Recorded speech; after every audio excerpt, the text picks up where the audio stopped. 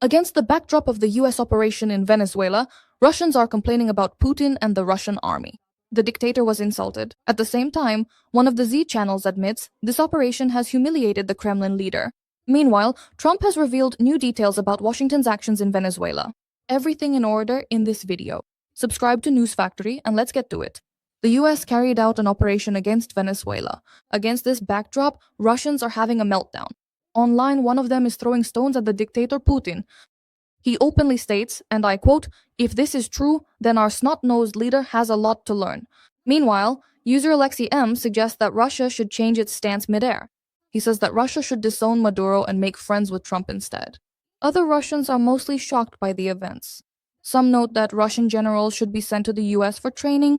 Others complain about the actions of the Russian army and its inability to achieve success. Meanwhile, one of the Russian Z bloggers admits that the operation impressed him.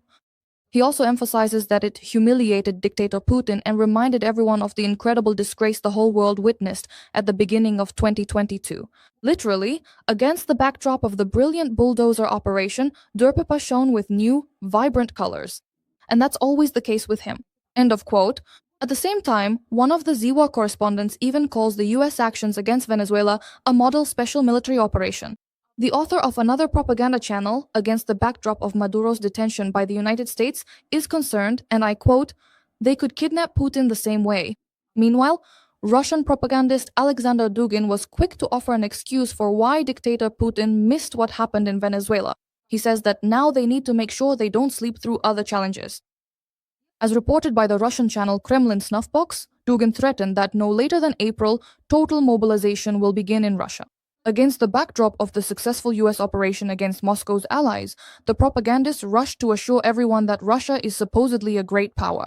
At the same time, other interlocutors from the same Kremlin snuffbox expressed dissatisfaction with Maduro's inaction. Meanwhile, the Ukrainian Ministry of Foreign Affairs emphasized that our country does not recognize Maduro's legitimacy after the rigged elections and violence against protesters. The ministry emphasized, and I quote, "Ukraine supports the right of peoples to freedom and life without dictatorship, and the Maduro regime systematically violates human rights and democratic principles."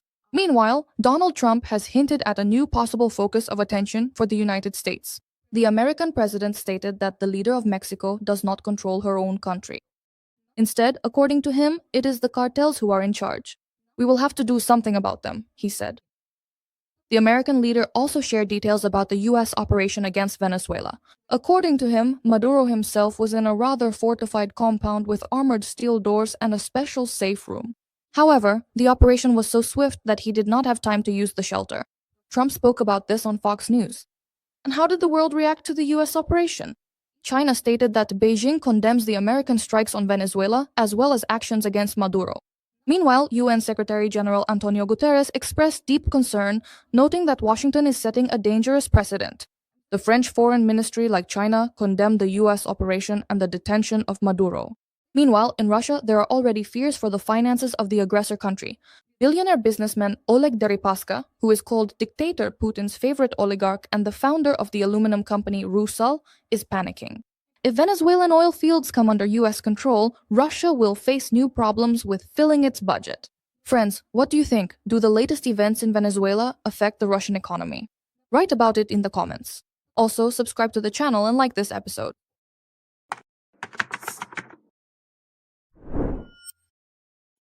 Explosions in Venezuela. On the morning of January 3rd, it was loud in the country's capital. According to eyewitnesses, they heard planes flying overhead and also saw smoke. Reuters reports this.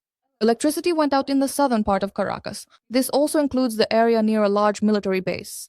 Earlier, White House head Donald Trump stated that the US is ready to conduct a ground operation in Venezuela. All this is to ensure that the country's president, Nicolas Maduro, steps down from power. At the same time, CBS News sources noted that the US has information about explosions in Caracas that night.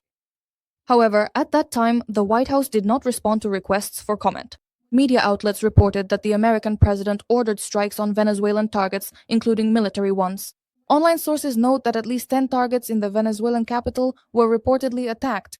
Footage filmed in the country is spreading across social media. Explosions and gunfire could be heard there. According to preliminary reports, Washington carried out an airstrike on the port in Caracas. In addition, according to local media, the US Air Force likely targeted the Venezuelan Army's General Staff building. It is also reported that American aircraft struck the El Libertador Air Base in Maracay. According to reports circulating online, US Marines have allegedly landed on the northern islands in the Caribbean Sea. These islands belong to Venezuela. At the same time, according to Sky News Arabia, the home of Venezuela's defense minister was also targeted by an American attack. And that's not all. The parliament building was also struck. At least that's what Colombian President Gustavo Petro reported. Venezuelan Foreign Minister Iván Calpinto announced that a state of emergency has been declared in the country. Venezuela has officially declared military aggression from Washington, and the president of Venezuela has ordered the deployment of Comprehensive Defense Command and the implementation of the National Defense Plan. The country's government claims that the goal of the United States is to seize Venezuelan oil and mineral resources. Online sources note that there is panic in Venezuela. A mass evacuation of civilians is underway.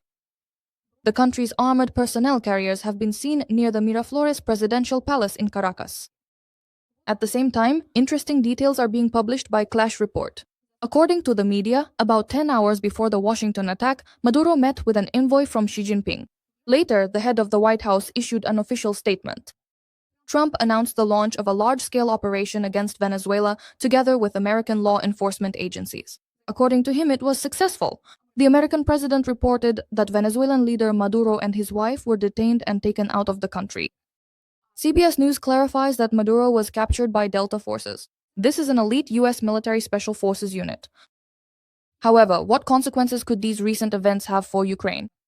Political analyst Oleksandr Notevsky considers two scenarios. I quote, "If the Maduro regime falls quickly, a pro-Western government will be established in Venezuela and oil sanctions will be lifted, global prices will go down, and Russia will lose money. If the war drags on, the U.S. could get a new Iraq. All attention will shift there, and the Russians will replace sanctioned Venezuelan oil with their own," he writes. A similar opinion is held by MP Oleksiy Honcharenko. According to him, if there is a change of power in Venezuela, it will be beneficial for everyone. Next again, I quote, "Venezuela has the largest oil reserves in the world. With this oil, the US can control global prices and influence Russia as they please," Honcharenko analyzes. Friends, and what is your opinion on the latest events? Write about it in the comments. Also, subscribe to the channel and like this episode.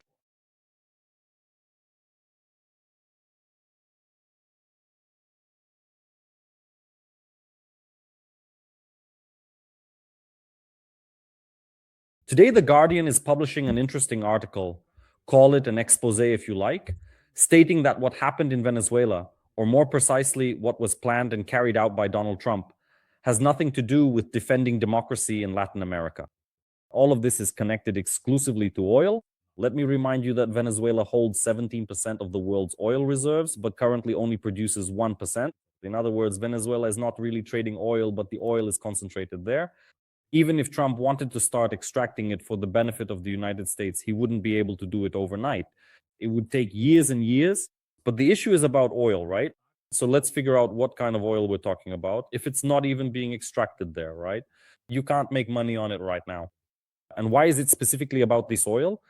So The Guardian simply writes in general that this is essentially an operation for resources and for future influence.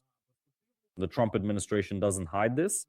They say, yes, it really is about Venezuelan oil, but what exactly do they mean by that? And here Rubio explains this passage to the whole world in simple terms.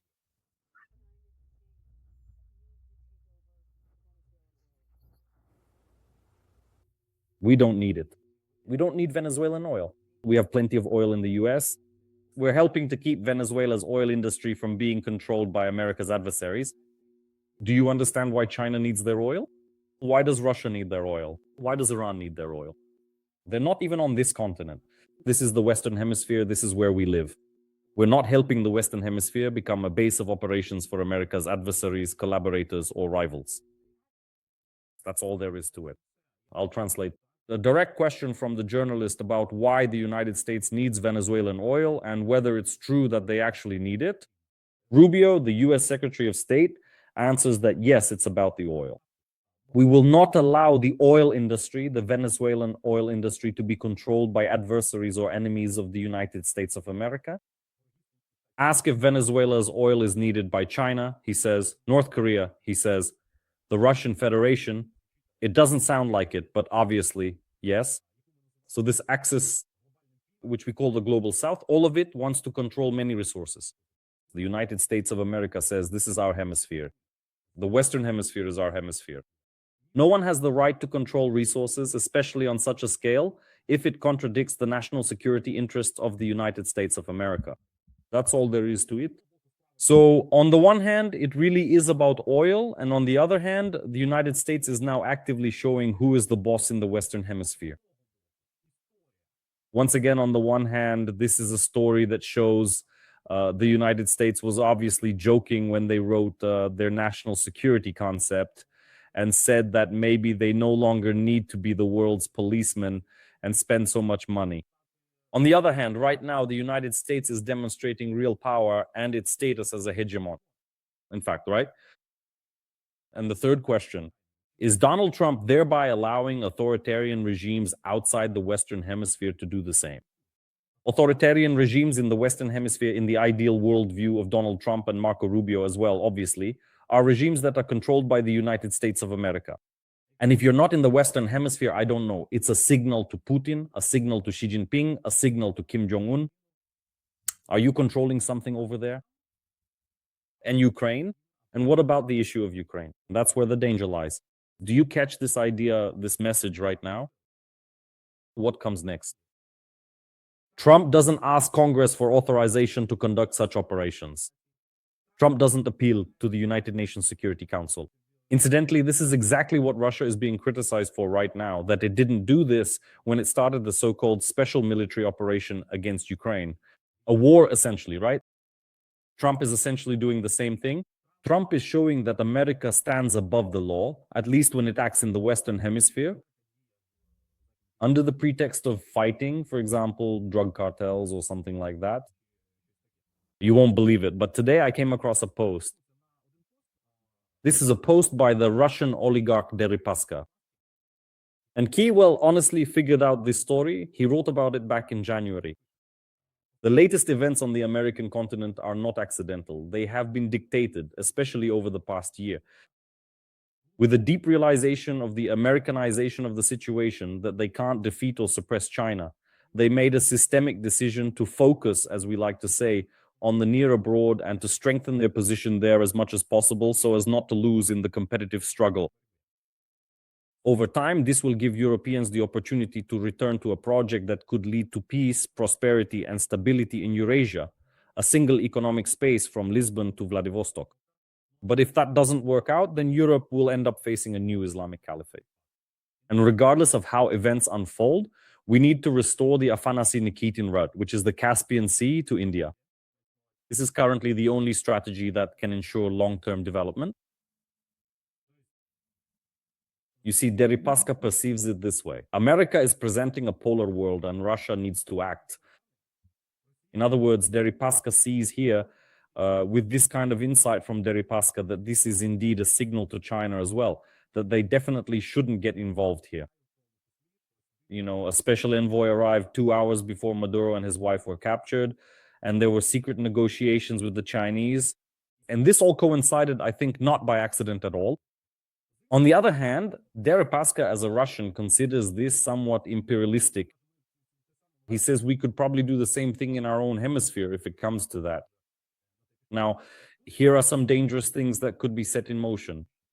And to confirm this significant development, today Russian state propaganda is basically transforming itself completely within a single month, letting absolutely everything slide, and acting as if it deliberately doesn't notice anything at all.